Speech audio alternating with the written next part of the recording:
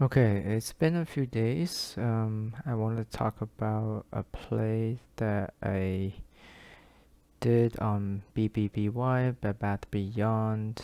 Um, just to kind of go over what I did and what I did right and wrong, and some of the lessons I learned from this play. Um, so obviously, a lot of people know that. And on August 17th, the Bed Bath Beyond has been pumped up from starting like $6 all the way up to 30, and this is when the news that Ryan Cohen actually exited his position, and the stock started dropping after that. So I actually missed the way up, but once the stock dropped, it actually looked kind of interesting to me. And obviously on Reddit, there's talks about how he actually was had some kind of other master plan. Um, there's a talk about him buying the spin-off of Bye Bye Baby and all that stuff, which I mean, at that time it actually seemed kind of reasonable. Obviously now we knew that uh, you know there's possible insider trading going on with him, which is kind of stupid for why for someone who has so much money. But at that time, we don't have the information, and the people on Reddit, what they are talking about seemed kind of reasonable to me, and obviously I wasn't the only one buying into it. So I started looking at BBBY on the 19th and started getting into position into some position, and we can look at my trade history from Robinhood. I started buying BBBY on the 19th. That's the second day after it dropped, which the stock is back to kind of like the prior run up level of like $10-11. Um,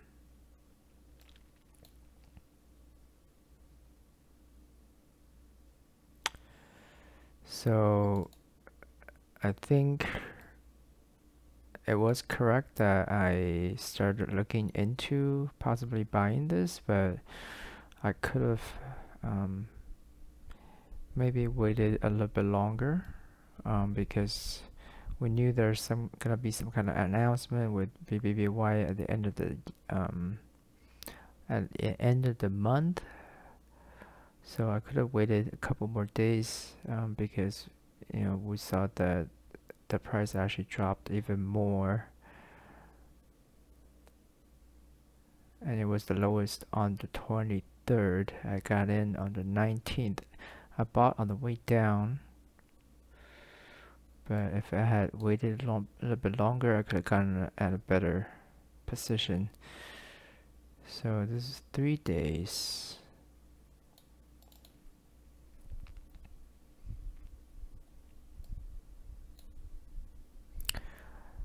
There's always a talk about the 3-day rule after a drop, and then I think that's a really good rule,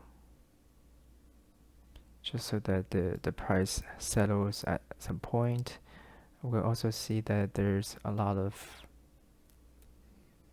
big spikes early in the trading days. It could be shorts covering, but It will always get sold off slowly throughout the days.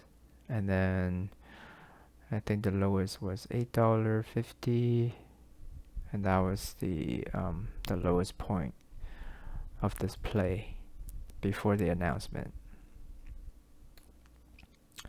And this is when the actual announcement of the on August 23rd, I think. Let's see what day was. 24th. August 24th. Oh, it doesn't even go back that far. But I think that was when the actual date, specific date of the announcement that was gonna come out, and the stock jumped up. Even after the jump up, we can see that it came back down. I could have gotten more at these points instead of, but I start buying before that, so I could have waited here.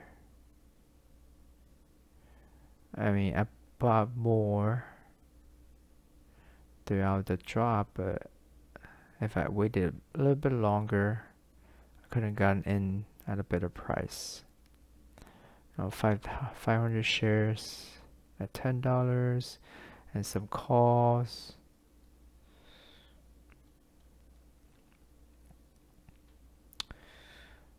I bought some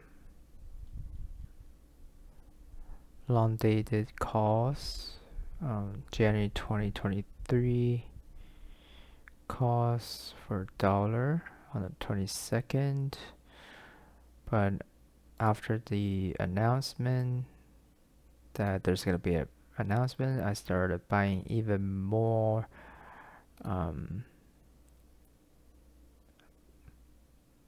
short dated calls, which actually at that time was a good idea, because on the 26th, let's see, this is the announcement on the 26th, which was the announcement said that the announcement is going to be on the 31st, and then on the 26th,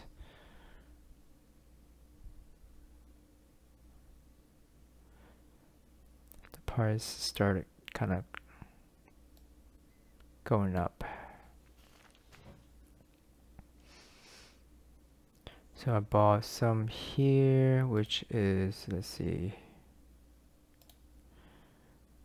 1, 2, 3 days before the announcement, and then 2 days before we see the really big jump from $10 to $14, and my short dated call actually went up quite a bit. Let's see. Oh, I don't have it here, but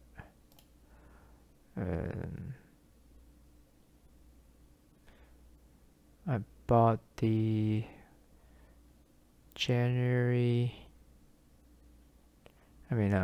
September 2nd calls for $1.70, and then I sold it, I doubled the money selling it at $3.70, but it actually went up to $5 around here, which I should have sold, because the day prior to the announcement it actually dropped quite a bit. People started taking profits, I guess.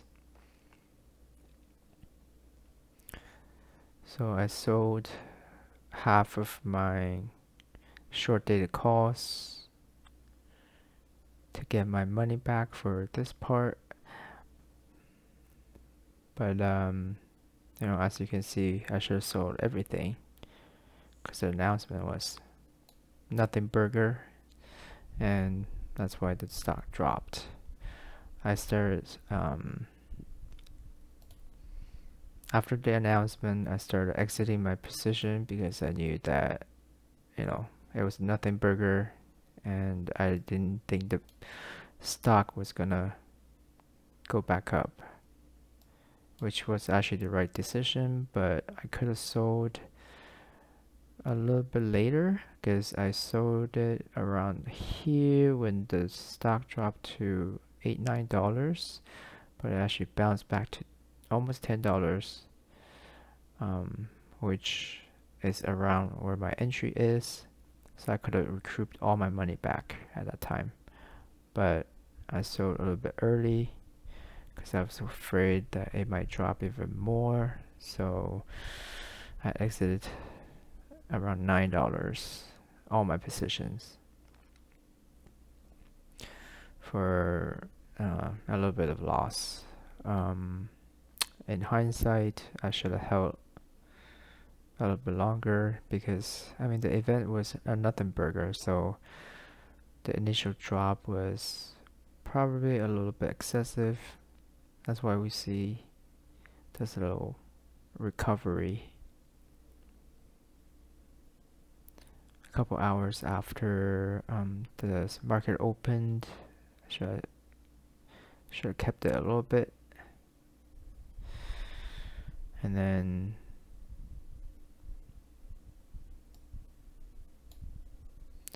actually during that day I was thinking there might be a pop back up after this triangle formation breaks, but nothing happened. So before the end of the day, I completely exited all BBBY, which actually turned out to be a wise decision because it just kept dropping afterwards to $8.30, and now that we know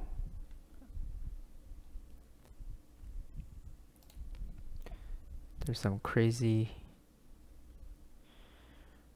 information coming out with the CFO and the suicide, we know that it's gonna drop even more now. And I don't know. Cohen is not as smart as we thought he was. I just put it that. And that's it. Some of the lessons I learned from this trade. Let's do better next time.